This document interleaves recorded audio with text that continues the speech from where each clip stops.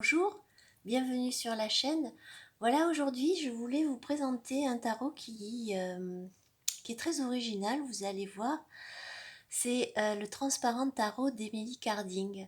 Alors, Emily Carding, peut-être vous la connaissez plus avec son Tarot of the She, voilà, avec ses dévas un petit peu dans ses illustrations. Le Transparent Tarot, c'est sa deuxième édition. Il y en avait eu une, je ne sais plus trop quelle année, et donc bon ben, on le trouvait à prix d'or sur internet. Et donc ça c'est la nouvelle édition. Je pense qu'il est sorti déjà depuis peut-être un peu moins d'1 an celui-ci. Après, ce que je peux vous dire, c'est que c'est un tarot qu'on trouve donc sur les plateformes, voilà, en mass market. Mais par contre, pour un mass market, il est quand même aux alentours de 50 €. Voilà. Alors, il arrive dans une boîte, en tout cas au niveau du packaging, de la qualité des cartes, etc. Il n'y a rien à voir entre la première édition et la deuxième. La deuxième est beaucoup mieux. Donc, on a cette boîte voilà, qui s'ouvre de façon aimantée, voilà, une boîte aimantée. À l'intérieur, on va retrouver un très gros livre de plus de 300 pages. Et d'ailleurs, il y a beaucoup de... Il est très très riche ce livre, je vais vous montrer. Et puis à l'intérieur, on va retrouver un petit tapis de tirage blanc parce qu'il nous faut un fond vraiment clair ou blanc pour tirer les cartes. Et de ce côté-là, on a donc les cartes en plastique. Donc, on a aussi dans la boîte, bon, je l'ai enlevé, mais on avait euh, voilà, une représentation ici de la grande prêtresse. Voilà, en plastique, de la taille de la boîte. Alors, le transparent tarot, au niveau du livre, alors c'est tout en anglais. C'est tout en anglais. Alors, bon, on a, comment dire, bon, voilà, hein, des petites préfaces. Voilà, le fait qu'elle ait fait cette deuxième édition. Une introduction. Donc ici, on va retrouver dans le sommaire une partie un peu classique, c'est-à-dire qu'est-ce que le tarot, voilà, quelle est l'évolution du tarot, qu'est-ce qu'il a de spécial ce tarot transparent, voilà. Dans la partie 2, on va retrouver donc les arcanes majeurs. La seule différence, c'est que, enfin, ce qu'il y a de différent, c'est que on va avoir donc la justice en 8 et la force en 11 comme dans le Marseille.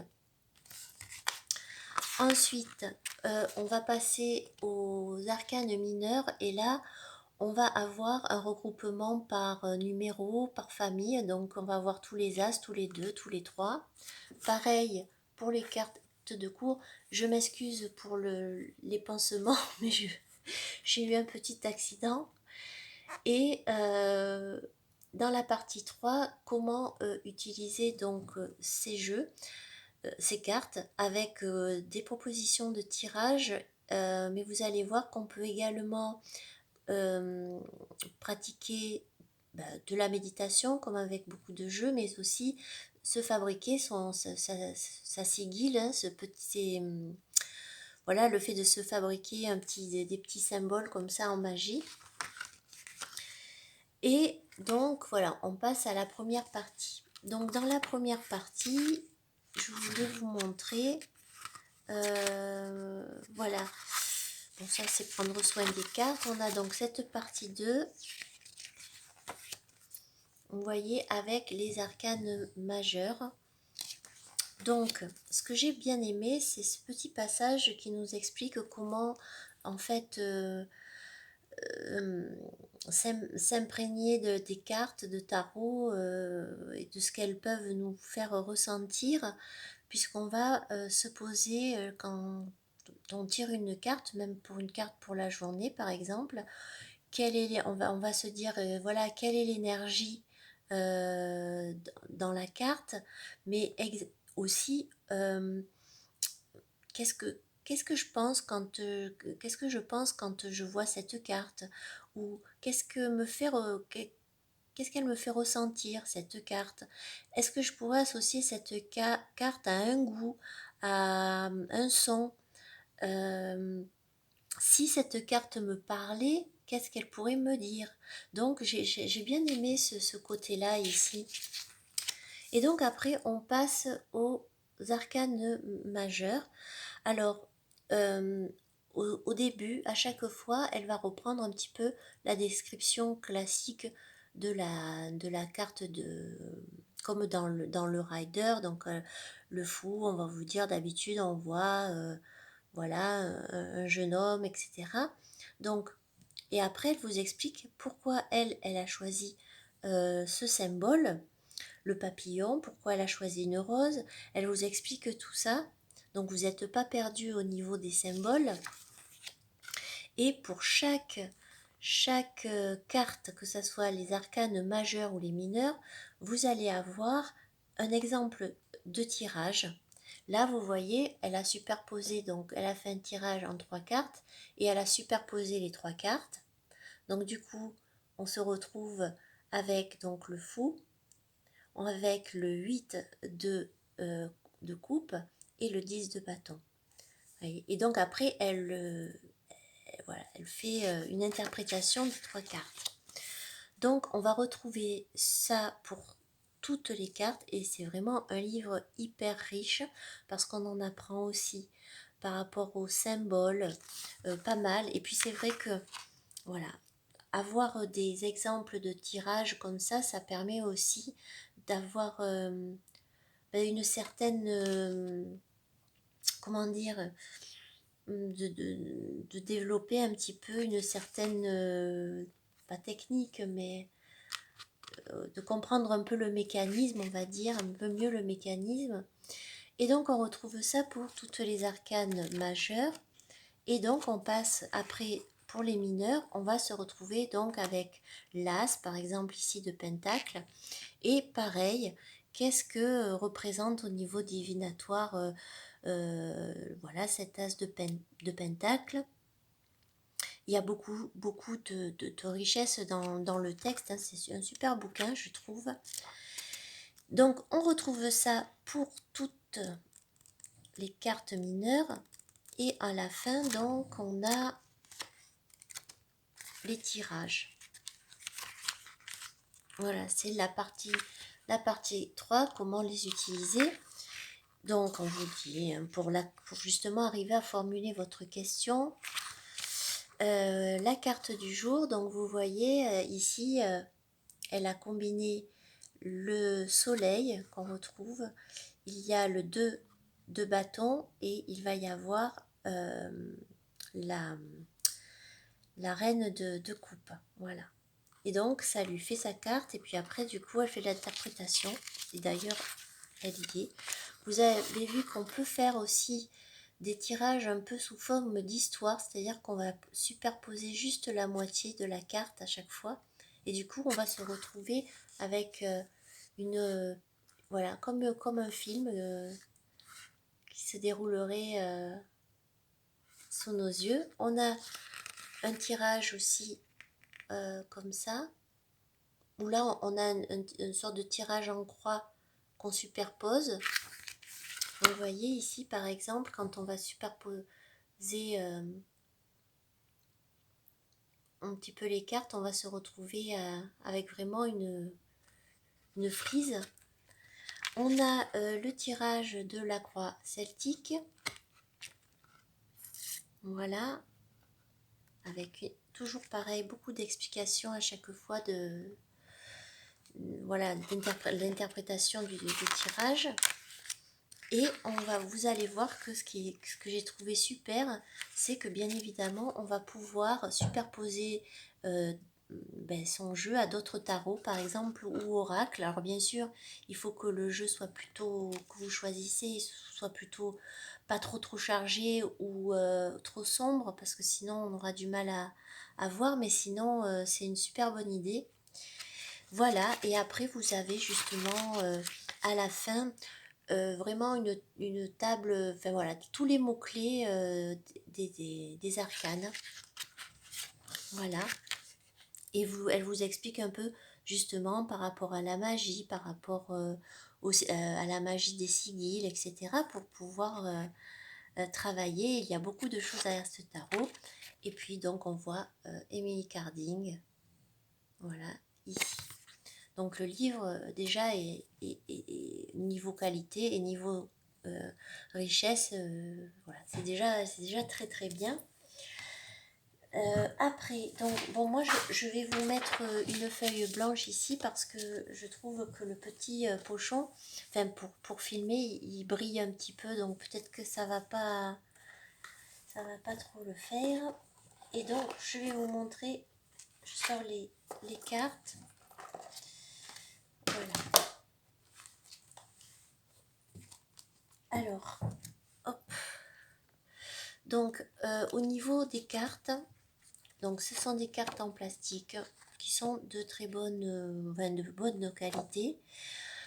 Que vous dire, au niveau juste de la qualité, bon, ce qui est un peu dommage, mais après, voilà, c'est qu'on a, hein, les cartes, elles sont un petit peu, vous voyez, c'est pas très droit, c'est un peu courbé.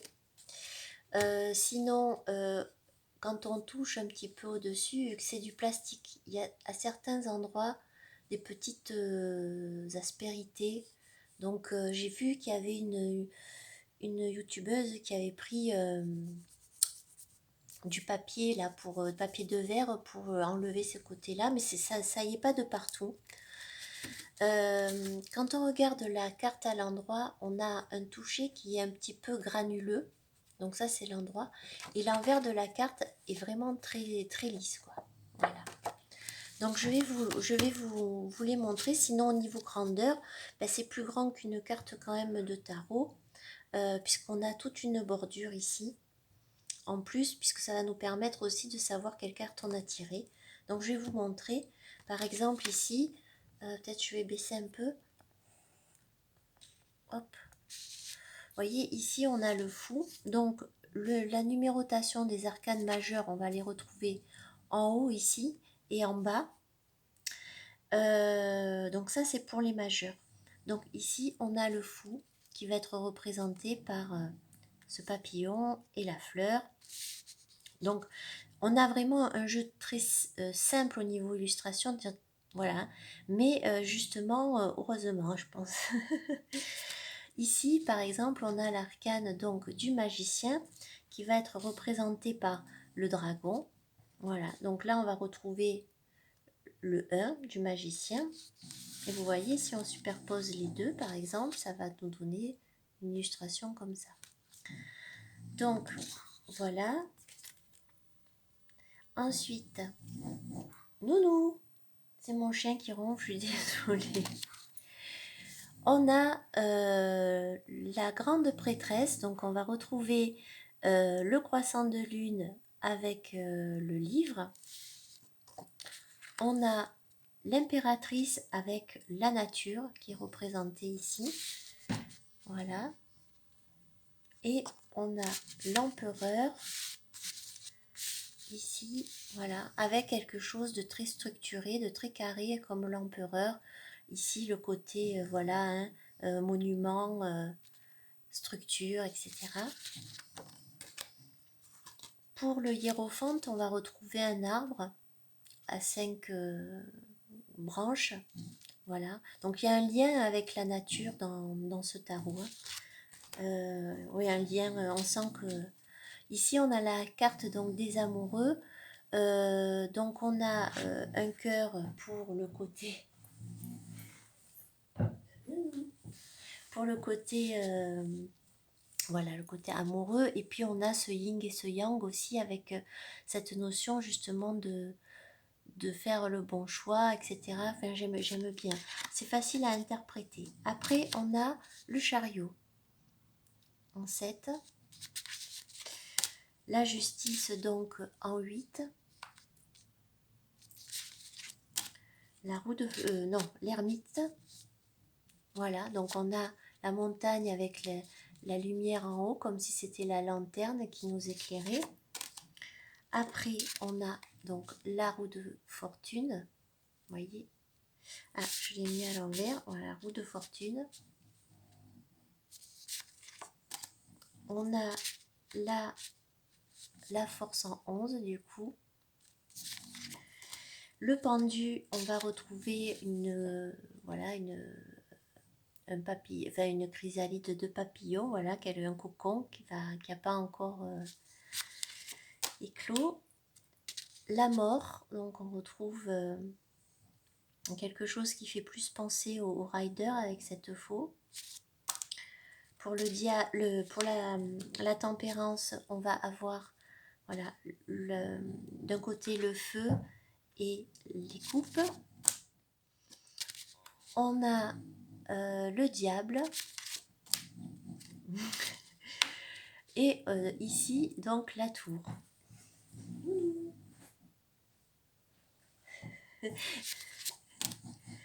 Après, on va avoir donc ici l'étoile en 17.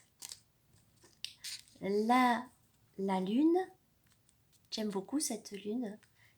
Et le soleil. Et vous voyez, quand on superpose la lune, par exemple, avec le soleil, ça fait ça.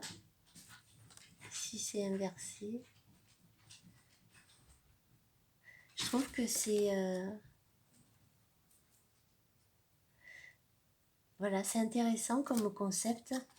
Pour le jugement, on va avoir donc la représentation de phénix, et pour le monde, on a cette spirale avec toutes ces couleurs qui reprennent un petit peu les couleurs des suites. Donc après, on passe au mineur avec les bâtons. Et là, pour les as, on va avoir à chaque fois la lettre A ici pour as. Et on aura toute la numérotation des mineurs sur ce côté-là. Et on a la représentation du bâton de la série sur ce côté-là. Donc là, on a l'as de bâton. Ici, le 2. Donc en fait, vous voyez, si on superpose, voilà. Donc le 2, le 3, le 4. Alors il faut un petit peu là pour cette série, comment dire, enfin en tout cas pour les premières cartes de la série des bâtons, regardez un peu son interprétation, parce que c'est vrai que visuellement, peut-être que parfois on aura du mal. Vous voyez, par exemple, de deux bâtons, on retrouve deux personnages. Donc ça peut peut-être pas nous parler. Donc voir un petit peu comment elle voit les choses. Donc ici, on a le 4, le 5, le 6 de bâton, le 7. Donc c'est quand on voit quand même, voilà, par exemple le 8, on voit ce côté de la vitesse. Et le 9 et le 10. Donc vous voyez, si on prend le 9 et le 10, si on les superpose, et voilà. Et donc après, on a les figures de cour. Alors les figures de cour, on va retrouver le page, qui sera un enfant, le cavalier, un adolescent, la reine et le roi. Et pour les différencier, en fait, ça sera toujours de ce côté-là aussi. Et on va retrouver le Q pour la reine, le K pour le roi, le P pour le page, et toujours de ce côté, la famille de la suite. Après, on passe donc aux coupes. On a l'as de coupe. On va avoir le 2 de coupe. Donc, vous voyez, ça forme vraiment des choses parfois très sympathiques. Alors, je pense que pour superposer, il va falloir faire voilà, vraiment 3 cartes, parce que après, ça devient un peu compliqué. Donc, on a le 3, on a le 4, on a le 5, on a le 6 et le 7. Donc hop, vous voyez, ça donne des scènes hein, suivant ce qu'on va tirer. On a donc le 8, le 9 et le 10. Et là pareil, donc au niveau des hop, voilà, donc là pareil hein, on retrouve l'enfant, l'adolescent, la reine de coupe et le roi de coupe. Alors juste pour vous dire aussi que dans la première édition il y avait beaucoup de personnes qui trouvaient que les cartes étaient faisaient des traces de doigts, des traces de gras. Moi, là, je trouve que quand même, voilà, on n'a pas ce problème-là, en fait, avec celle-là. Je pense qu'ils ont amélioré le plastique. Donc là, on est dans le pentacle, as de pentacle, le 2, le 3. Là, c'est pareil, le 3 de pentacle. Donc, voilà, des fois, si ça peut... le 4, donc là, on voit très bien le rider. Le 5 aussi. Alors, peut-être qu'on voit pas bien à la caméra, mais il y a des couleurs.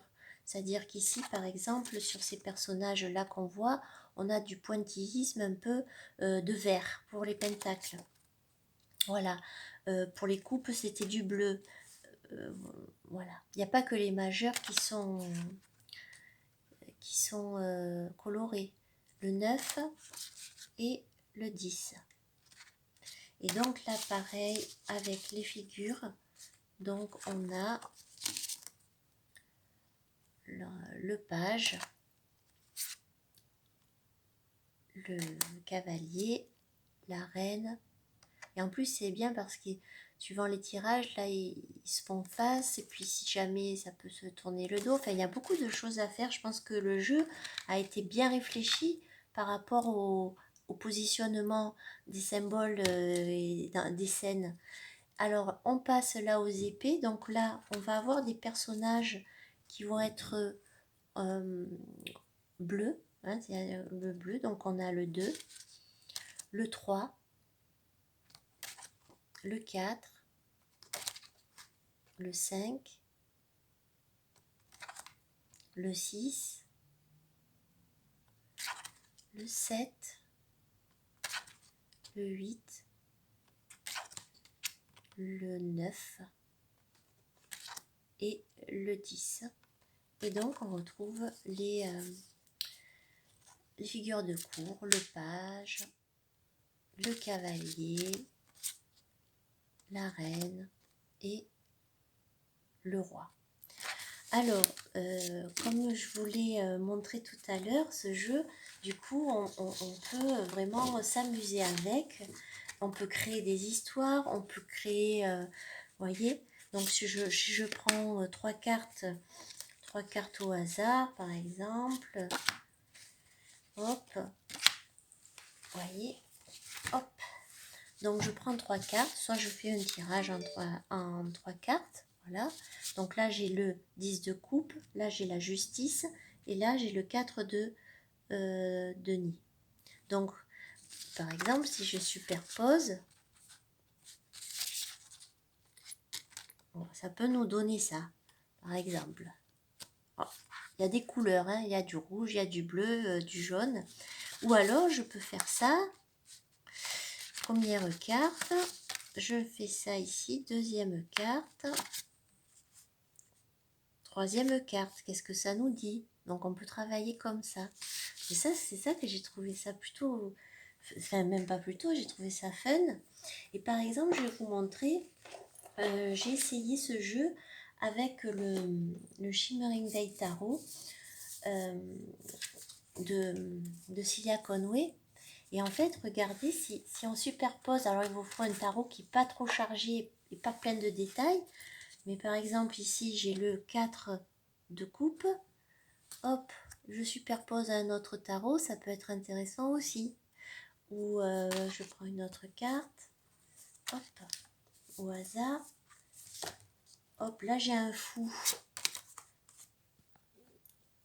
Voilà. Et là j'ai le 4 de coupe. Voilà. Donc ça peut être intéressant aussi à faire comme montage. Voilà. Et par exemple, je vais en prendre une autre pour voir par-dessus. Donc là, si j'en prends une autre, donc voilà, on a comme une scène. Voilà. Si je prends une arcane majeure, voir ce que ça donne. Belle étoile, par exemple. Donc, ça glisse un peu, par contre, oui. Donc, voilà.